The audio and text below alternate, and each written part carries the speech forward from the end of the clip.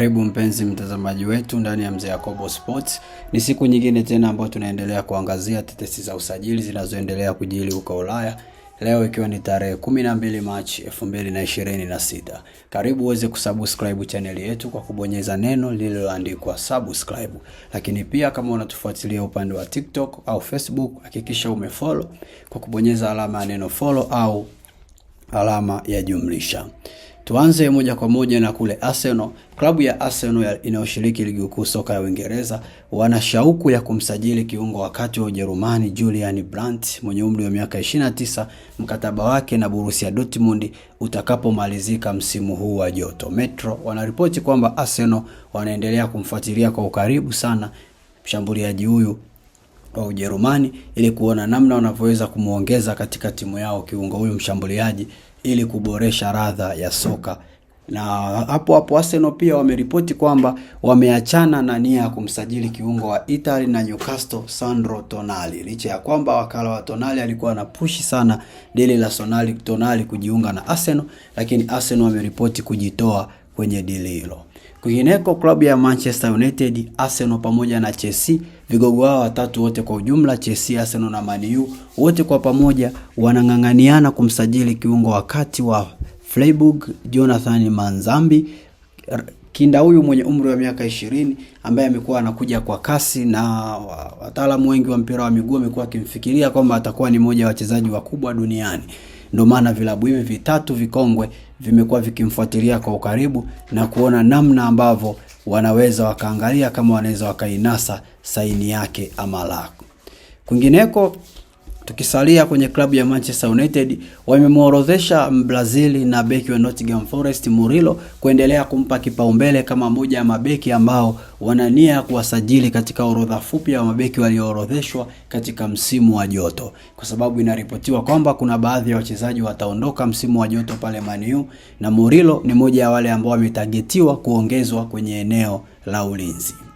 Kwingineko, tukirudi tena kwa Arsenal inafikiria kumnunua beki wa Uingereza ambaye hivi karibuni aliwakatalia Manchester City ofa yao, Tino Livramento. Klabu ya Arsenal na wenyewe pia wanajipanga kujaribu bahati kwa kuweza kutuma ofa ya kuinasa saini ya Livramento ambaye hajakuwepo uwanjani kwa muda mrefu kutokana na majeraha, lakini kila anapokuwepo uwanjani shughuli yake kila mmoja anaifahamu. Hivyo Arsenal wanaangalia namna ya kutuma ofa ili kuona kama wataipata saini yake ama la. Twende paka pale Manchester City. Winga wa klabu ya Manchester City na Ubelgiji Jeremy Doku mwenye umri wa miaka 23 anatafuta uhakikisho wa mustakabali wake wa muda mrefu dhidi ya klabu yake ya Manchester City. Hiyo ni mara baada ya mkataba wake unaelekea kumalizika na hapajawa na proposal yoyote ile ambayo labda klabu ile ya kwake ya Manchester City wameanza kumpatia ya kumshawishi kuongeza mkataba ama la. Na ndio maana ameanza kufuatilia kama kuna uhakikisho au hakuna, kwa sababu pia klabu ya Atletico Madrid inasemekana wamekuwa wakimfuatilia kwa siri Jeremy Doku ili kuona kama wanaweza wakamnasa. Kwingineko, klabu ya Liverpool wanaongoza kwenye zile mbio za kumsajili mlinzi wa Stuttgart ya Ujerumani chini ya umri wa miaka 21 Finn Geltich. Klabu ya Bayern Munich nao pia wakimuhitaji beki huyo. Hivyo Liverpool watakutana na ushindani kutoka kwa Bayern Munich ili kuinasa saini ya kinda huyo.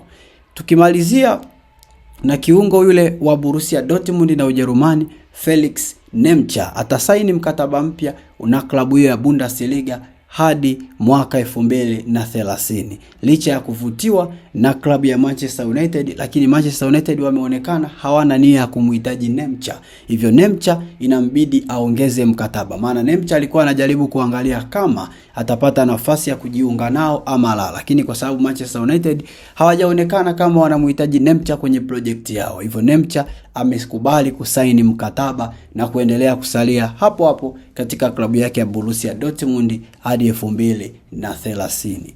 Basi tumefika tamati ya tetesi za kimichezo kwa siku ya leo, na kukaribisha uweze kusubscribe channel yetu. Bonyeza kitufe hapo kilichoandikwa neno subscribe, na upande wa TikTok tufollow kwa kubonyeza alama ya jumlisha yenye alama nyekundu au neno follow. Karibu tena, tukutane tena wakati mwingine. Bye bye.